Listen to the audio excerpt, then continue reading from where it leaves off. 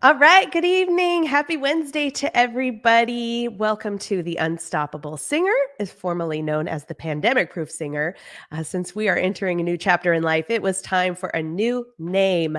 I am your host, Danielle Tucker. I am a singer, a vocal coach, and a lead singer with the Mighty Untouchables Band. I produced and hosted the Pandemic Proof Singer Summit 1 and 2, and now I produce and host The Unstoppable Singer. And The Unstoppable Singer is a live interview style show where I'm following the lives of real professional singers.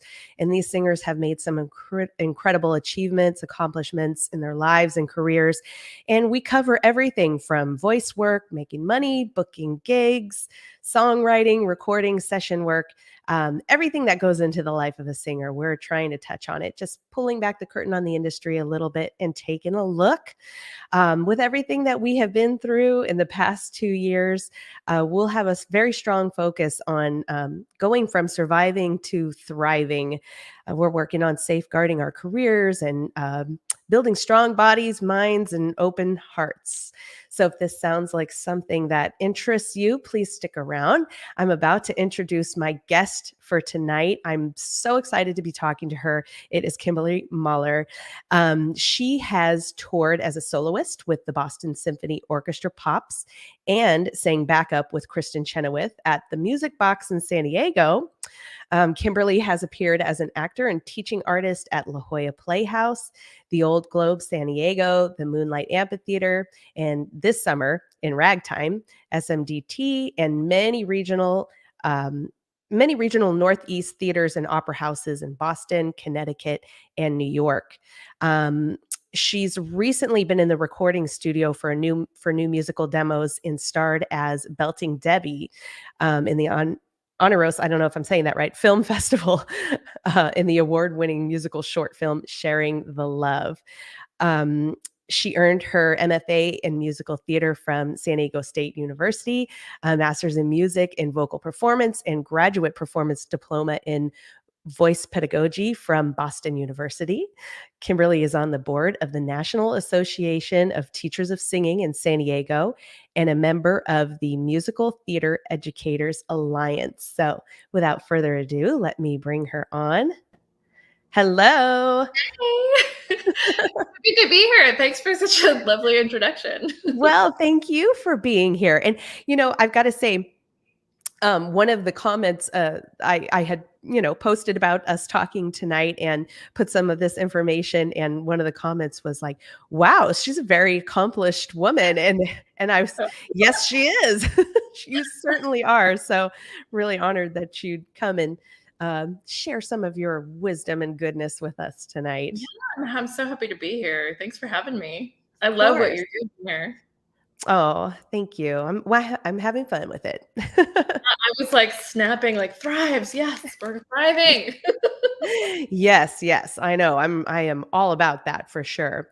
On that note, thriving, I'd like to start out just kind of seeing, how did 2021 go for you? Give us kind of the year in review, and how is the first quarter of 2022 treating you?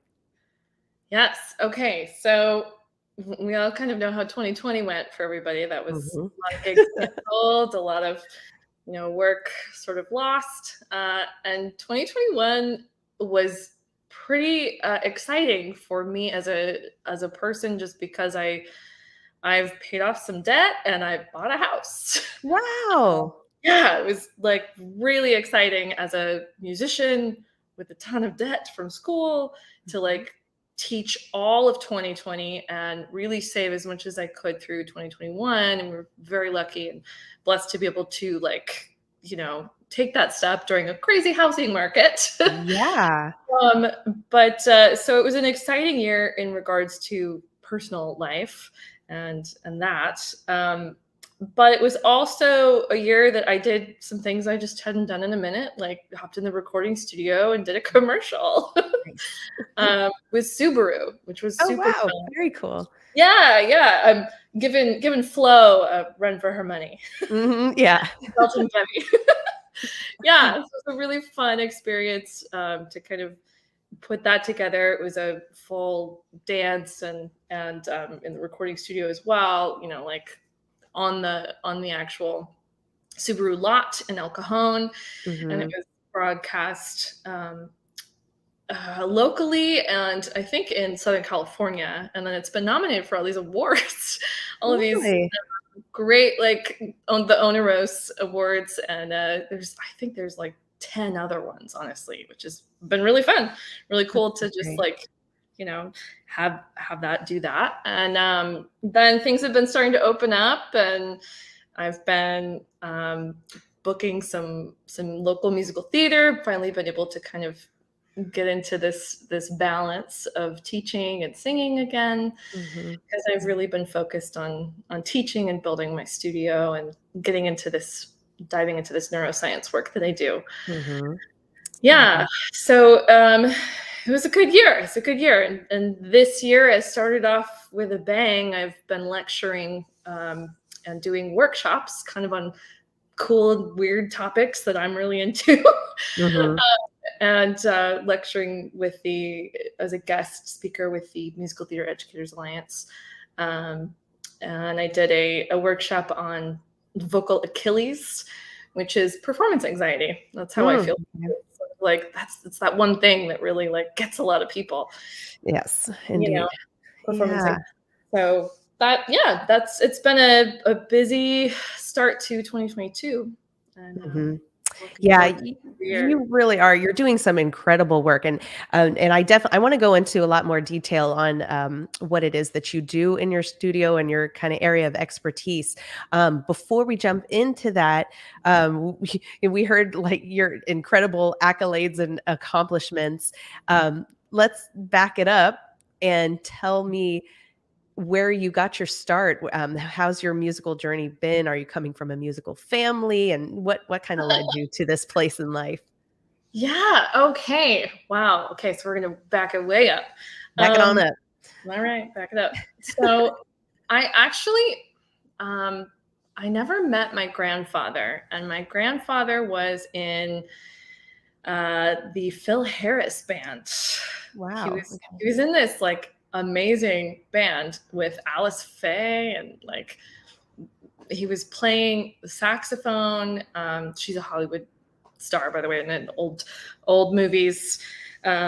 Star, gosh, I can't even remember what her roles were, but he played just about every instrument that he picked up. He like learned immediately.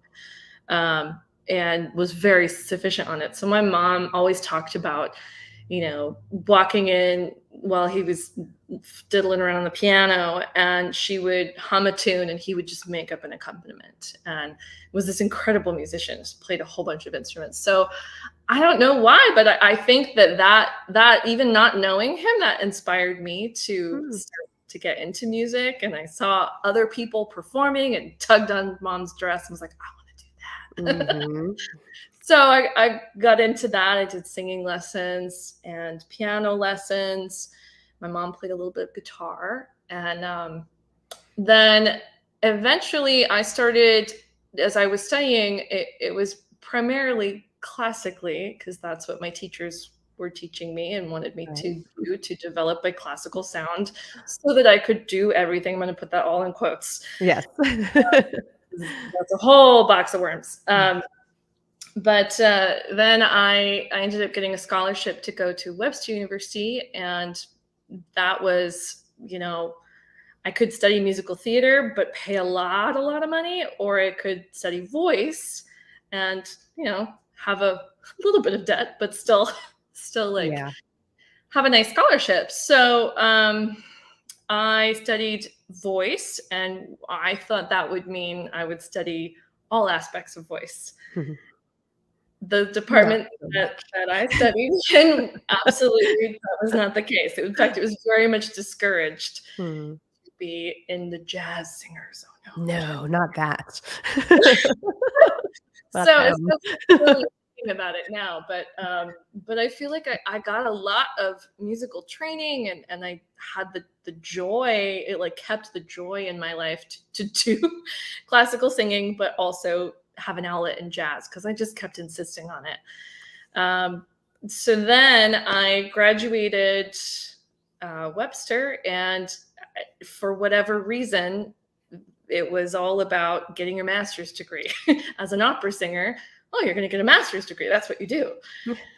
And there was more I wanted to learn, so I did apply for master's degrees, and I did a round of performance opportunities in St. Louis, where I was at the time. I did a couple of acting classes, and I really liked what was going on in that. But when I moved to Boston to do the master's program there, I realized that I was like falling in love with teaching too. Okay. And so it like made sense. It was like, okay, I'm going to get a master's degree. And again, though, it was definitely all classical study. Mm-hmm. And so I sort of shifted that into learning more about vocal pedagogy and how the instrument works, while having a career in Boston and sort of making a career myself in Boston. Mm-hmm. So that was in early music, that was in contemporary music with my buds at like Berkeley. And then I started getting these Pops gigs, which was really fun. Mm-hmm. And touring with the Holiday Pops was a really fun experience there. But I was teaching at the time and going to school, and just realized that I wasn't getting any kind of contemporary training whatsoever. Mm-hmm. And that's all that my students wanted to do. Right. You know? So since I was in that world, I was like, well, I don't feel like I can teach belting if I don't actually know how to do it myself. So I took lessons with some of the really popular teachers at the time, Mary Saunders Barton and Andrew Byrne. And Andrew just published a book called The Singing Athlete, which is fabulous, brain-based neurological approach to singing, and really like full body, which is something I really believe in. And Mary Saunders Barton was all about balancing the instrument and coordinating the instrument. And I was like, that's cool. That's like cross training. I'm really into that. So I found a passion within those things. And I auditioned for a regional production of Xanadu. So Wow. I got the lead role in that in Moonstruck Theater Company in Boston. And I was suddenly belting 9 songs and on roller skates. Awesome. So that was a whole new thing for me. And I felt like, okay, now I'm starting to like put these things together and try to figure out how to be consistent 8 shows a week. Right. And they didn't teach you that when you were getting your degree? Absolutely not. No. No belting on roller skates? I had diction for days. Yeah. Italian diction, even Russian, German, but definitely not belting and belting on roller skates. Right. Yeah. So once I graduated from BU, and I had gotten all of this really great study, I was, I guess, addicted to being in academia for the time being, because I wanted to really study musical theater and get more musical theater history and repertoire, like really know where things were in that world. So I applied for San Diego State's musical theater MFA program. And that's what brought me out here. Okay. Very cool. Wow, that's incredible. So, were you, during this time when you were studying and then starting to work, were you one of those classical singers that was living very dangerously and stepping on both sides of the fence of singing, or were you purely working as a classical vocalist? Both. I mean, I was dabbling with the Pops concerts. That was definitely more contemporary music. But I have a light coloratura voice, a soprano voice. So I did do quite a bit of premieres of new works. When I say new, I mean discovered in 1600 that were, crunchy early music scores, that had just lots of runs and riffs and runs, not Mhm. riffs. Um, so yes, I was singing classically. I was doing lighter things in early music, but Mhm. it seemed like I never fit in classical singing because what was expected in these big American houses were big voices, Mhm. really big voices, because I mean, the Met is 5,000 seats or Mhm. 4,000 seats, right? So I loved light singers because I obviously identified with that, but that didn't seem to be what people were being selected at competitions or getting YAP programs, and that track really wasn't working for me. Mhm. So I've always felt like, in Boston anyway, that I had to sort of create my own um, world of classical music, early music, but I loved contemporary stuff too. So Mhm. new music especially is like a passion of mine. So I felt like I was kind of creating that, and yes, dipping my toes in both places. Excuse me. Mhm. Yeah. Yeah, well, I have, my background is somewhat similar. I mean, you are far more educated than I am, but I started as a classical singer Academia, too. and I didn't learn what I wanted to. So Oh, well, anyway, so please tell me. yeah, That's so cool.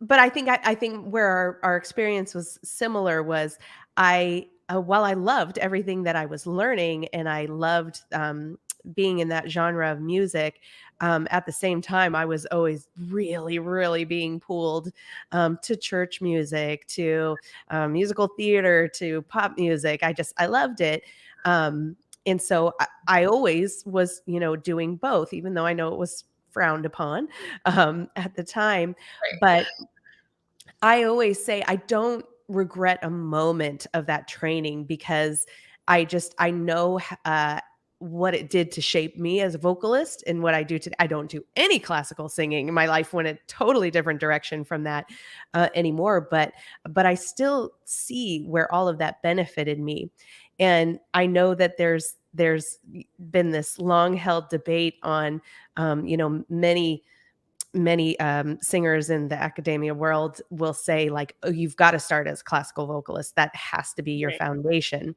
Mhm. And I mean, what is your opinion on that?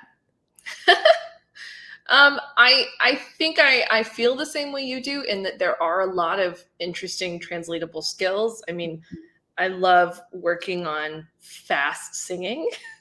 So that translates to riffs, that Mhm. translates in a contemporary context.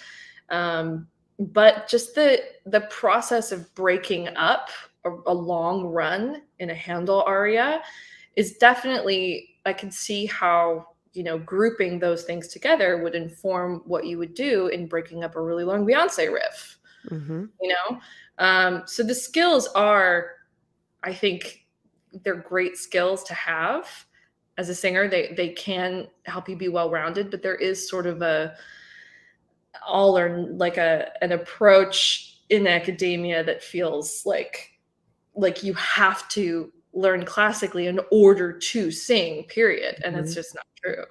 Yeah. You can have whatever career you want, and you can also be a fantastic singer and not have ever done anything classically.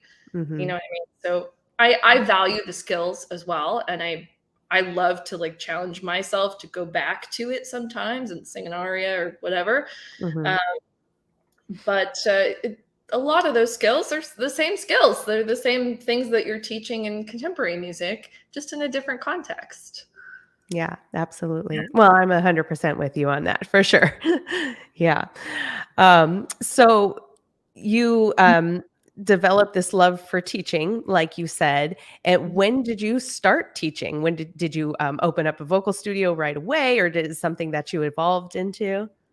Um, I started dabbling in it when I was a college student because I was working at a music store, the old Mel Bay in St. Louis. So I I offered lessons to, young singers that were just starting to get into it, teenagers were kids. Mhm. And I really was dabbling in that and trying to figure out how I could get more from my training in academia to help me give those skills Mhm. more efficiently. I wouldn't say that I had a big thriving studio until I really moved to Boston. And that's the point where I was like, okay, I'm committing to being a teacher and being an artist. I want to do them simultaneously. And I really feel like that is there's so much out there. There's all this perception out there that if you don't do the thing you teach and vice Right. versa. And And I always hated that. And I wanted to kind of break that mold. So I started really having a full studio when I was, gosh, when was that? I mean, I began in undergrad when I was 22, 23. Mhm. Um, and then when I moved to Boston, it was 2000.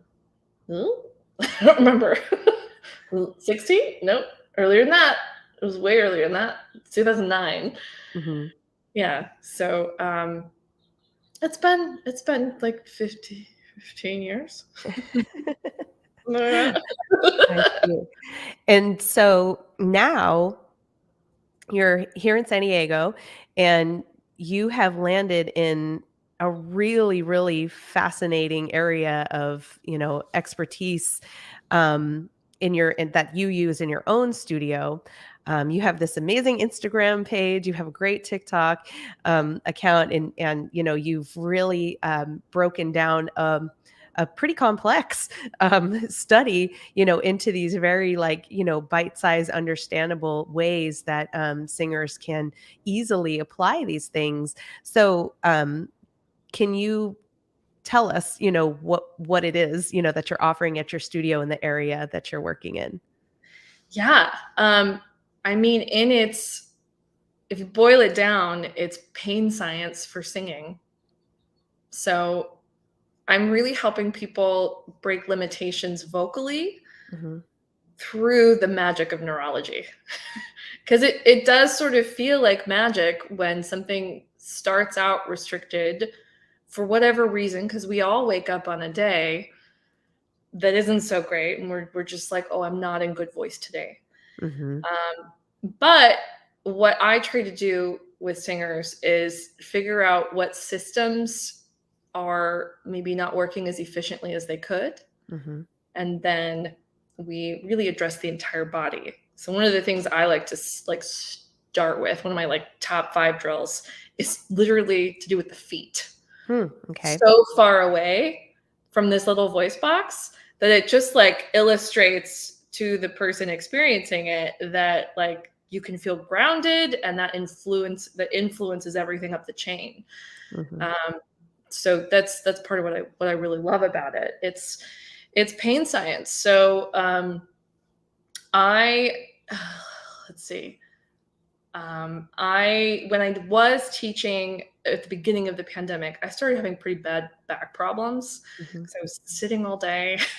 Um, and as I was meeting with my mobility coach, I realized what pain I was kind of unconscious, was not conscious of, Mhm. and then how that affected my voice. So I really love breaking that into small bites and figuring out why someone's movement patterns would influence their singing and their Mhm. body. So I want people to be less preoccupied with technique. Mhm.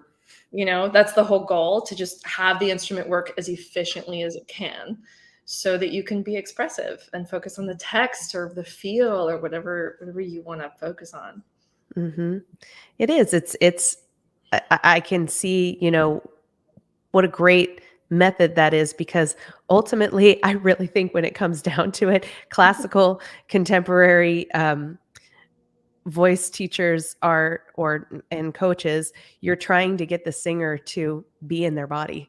and Right. feel their body. And because until you really intimately and intellectually know what's happening inside all of this, it's hard to it's hard to get where you want to be as a vocalist, knowing your own instrument. It's not even only an intellectual thing, I mean, obviously, that's true, but I Mhm. that's partially why I created this new program that I'm working on, called vocal kinesthetics, Mhm. because it's really about how you feel, like, more than half of singing is how you feel. Right. The experience of it is important for the singer too, Mhm. not just, like, what other people's ears hear and their opinions and all of that. I think that is something that we kind of don't think about Yeah. I as like singers. that you said that. That is such a great point. Really, really great point. Yeah. Um, could you maybe give us a case study or two? Like who has walked through your doors? What kind of, problems or challenges were they experiencing, and what kind of a regimen did you bring them through? Whew, okay.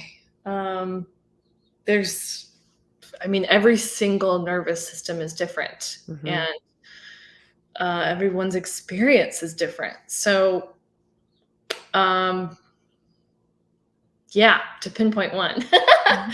is, I can tell you that I did have a student who I was working with, in a particular area that was, um, struggling with emoting, freely, in that she seemed a little bit closed off to the text, and I know she works with kids, and she's like the sweetest human on the planet. Mm. And she and I started looking at eye position for singing and seeing what position tests better Mhm. vocally for her when we got to a certain high note or something that made her body like shut down a little bit.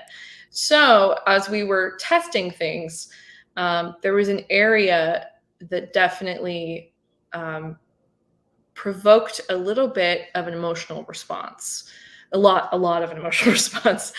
And we sort of, broke that down as teachers. Sometimes this happens, like, people will break down in the studio because it's such an emotional Yeah. relationship we have with Excuse singing. me. And, eye position specifically, vision specifically, is the number one priority to the brain. So it's not all these other things. I mean, it's number one is the visual aspect of information coming into your brain. Mhm. Then it's your inner ear and which way is up. Sorry. No, it's okay. It's okay. And then the third is what's called proprioception, which is Mhm. the brain's 3D map of itself in time and space. So we were working on visual skills, and she, had this bit of an emotional breakdown, and, told me some very, very personal information about, Mhm. something that had happened in her past. And I referred her to someone to talk about that thing because Sure. that's not what I am certified in. Um, but it was incredible to like witness her open up as a human after that with this specific eye position drill. It was a little too scary to have her do it in the exact position that pulled all this trauma back in. Mhm. But to reduce that a little bit made it less scary and incredibly opened up her voice and her body. She tested better, vocally, she tested better physically.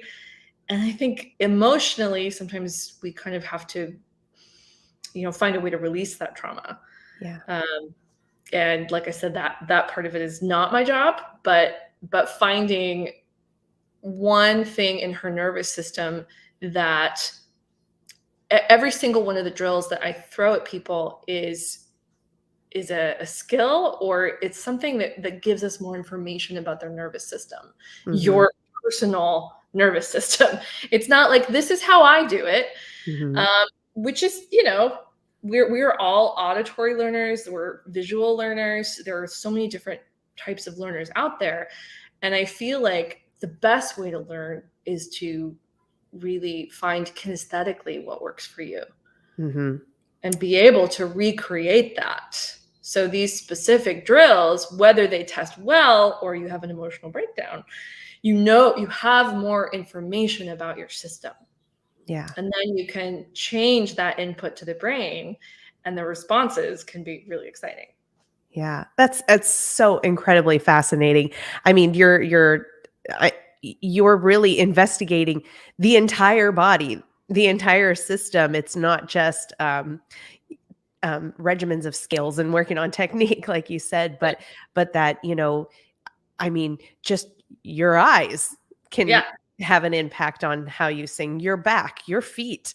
And there are probably a million different things to investigate. But I think it's not so common that you work with vocal coaches that really focus on this much. And I think it's incredible that you're doing this work.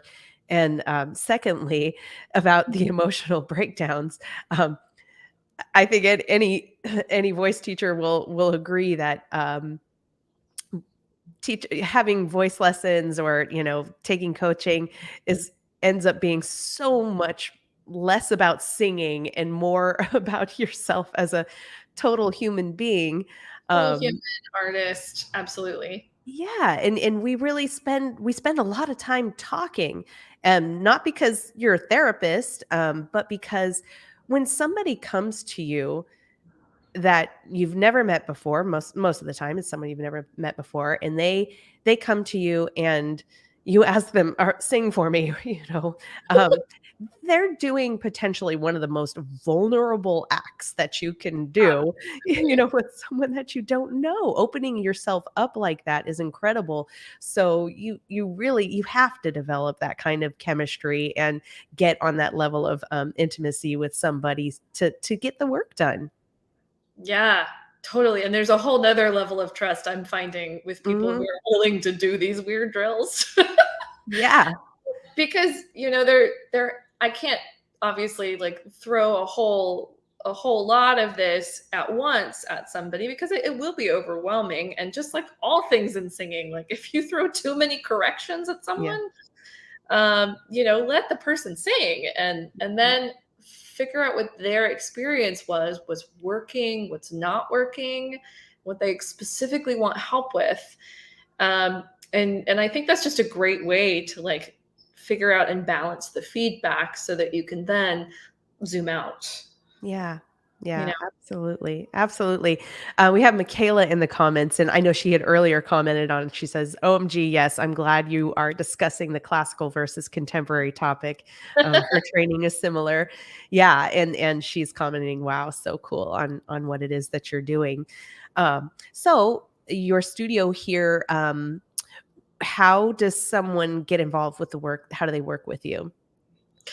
There were a couple different things I'm developing right now because Mhm. we're coming back to people are feeling more comfortable with in-person training now. Mhm. I have students that are online and on the East Coast or in lots of different areas. So I love teaching online. I think this specific work is really unique in that I can keep my eyes on you the entire time when I'm online and I can assess all the different systems and we can run to the kitchen and get salt and pepper or gargle or whatever it is. And it's Yeah. kind of fun. Uh-huh. Um, to test different systems. But I am developing a kind of new way of studying in that I want to be able to serve more people. And there's only so many hours in the day that I can teach one-on-one. Mhm. So I'm developing this program called Vocal Kinesthetics. And there's 2 master classes a month currently. I'm thinking about figuring out a way to do an in-person situation with that. Mhm.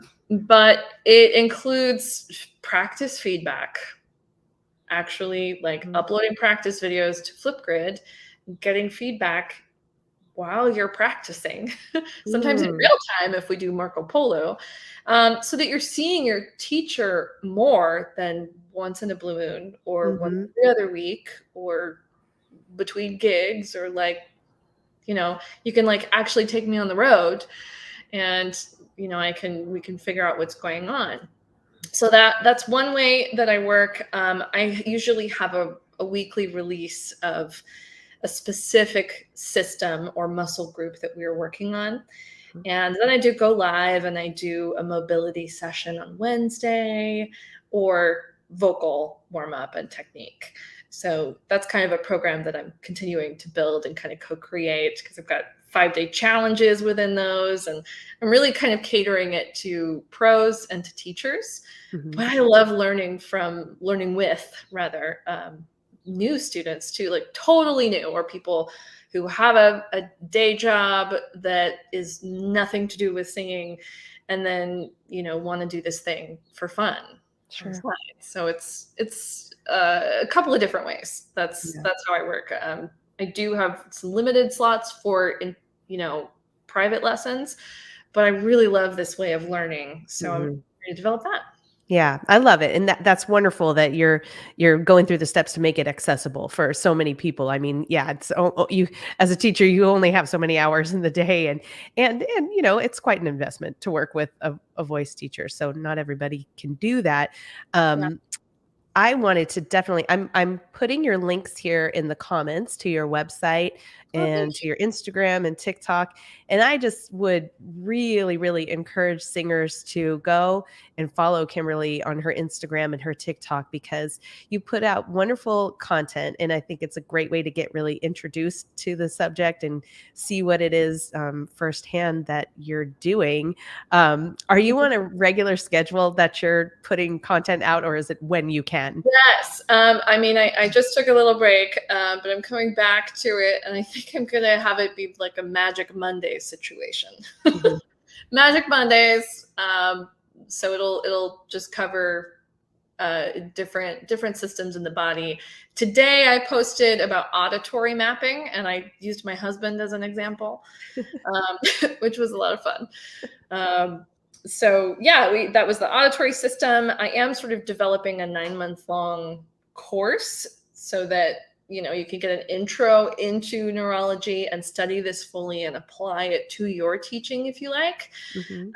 Go at your own pace, but right now I think it's really fun to kind of have that core development of how the brain works and how the voice works, and then pair those together in master classes and whatnot. But Mondays are primarily the thing. Sometimes I go live with students, and if that's something you're interested in, then DM me. Yeah, very cool. Well, being singing teachers, you and I actually are connected because we're both members of the National Association of Teachers of Singing. Yes, But you are on the board here of our chapter here in San Diego, yes. and this is like The I'm the obnoxious publicity chair. I love it. That's what attracted me to you because I mean, you have really taken this chapter's uh, publicity and promotion to a whole new level. It's like there's a whole new board in place there now, is there not? Yeah, absolutely. Yeah. Yeah, we have a new president and vice president, and they're awesome. They're really taking things in a new direction, and Mhm. we've got this incredible. We just had a team of top New York coaches doing this bel canto boot camp, which was an incredible workshop. Really great skills and fabulous like information with just as like entrepreneurs too. They've sort of built this thing that a lot of classical singers turned to during the pandemic, so that they Mhm. sort of have more regimented practice. And then 2 weeks later, we decided we wanted to do. We obviously planned it way in advance, but we have this Pow Pop idol competition. It's kind of an Mhm. American Idol situation, and we have submissions that so many, like more people than in our little chapter have submitted for, and we selected 20 singers. So we're going to actually have a contemporary commercial music showcase on Saturday, this coming Saturday at 4 p.m. And it's really exciting. It's sort of opening up the chapter, and gives pop rock and contemporary singers something in the spring to do, because we've moved that into the fall. Our auditions actually just used to be all one, weren't they? Like classical and musical theater was added. 2 years ago, we added contemporary commercial music. You're welcome. And then our student auditions have now split into classical and musical theater and contemporary music. So yeah, we're trying to have more events and really open up, and really excited to like see all these new faces and different singers getting up and taking the stage, doing their thing. Very cool. I love it. I love what you're doing there. And I will be sure, I don't have the link on me now, but I'll post up a link for those who want to catch this show. And the location is Poway, right? Yeah, it's Poway. I've actually just grabbed the link right here. I don't know if I can actually do this. Maybe I'll send it to you in the chat. Okay. There we go. So it's in Old Poway Park near the train station there. It's going to be under the gazebo, which am I crazy, or have you performed there before? Well, I have, yes. Okay, because I pulled a photo and I was like, this is Danielle Tucker. She is a member. Yeah.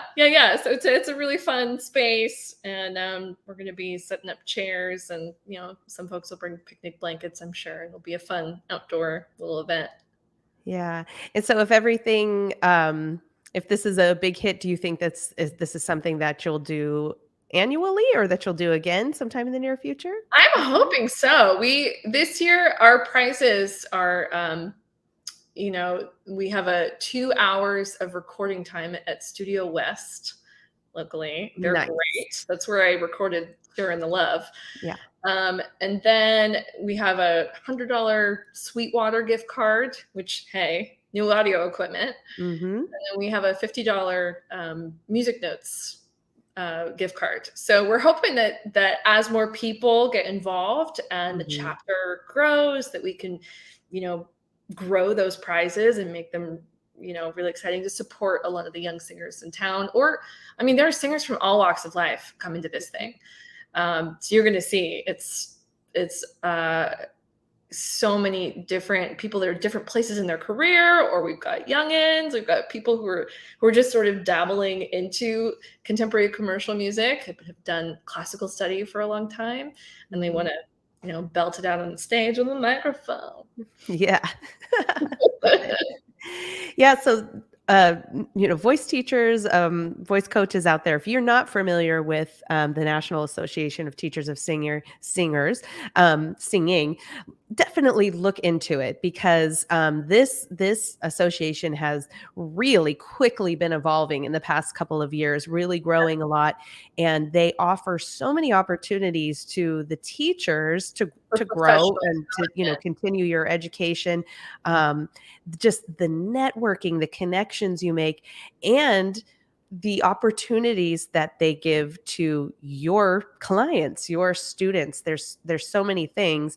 And if you are a singer who is already working with a teacher or coach, be sure to ask them if they're a part of this association, because there's a strong possibility they are.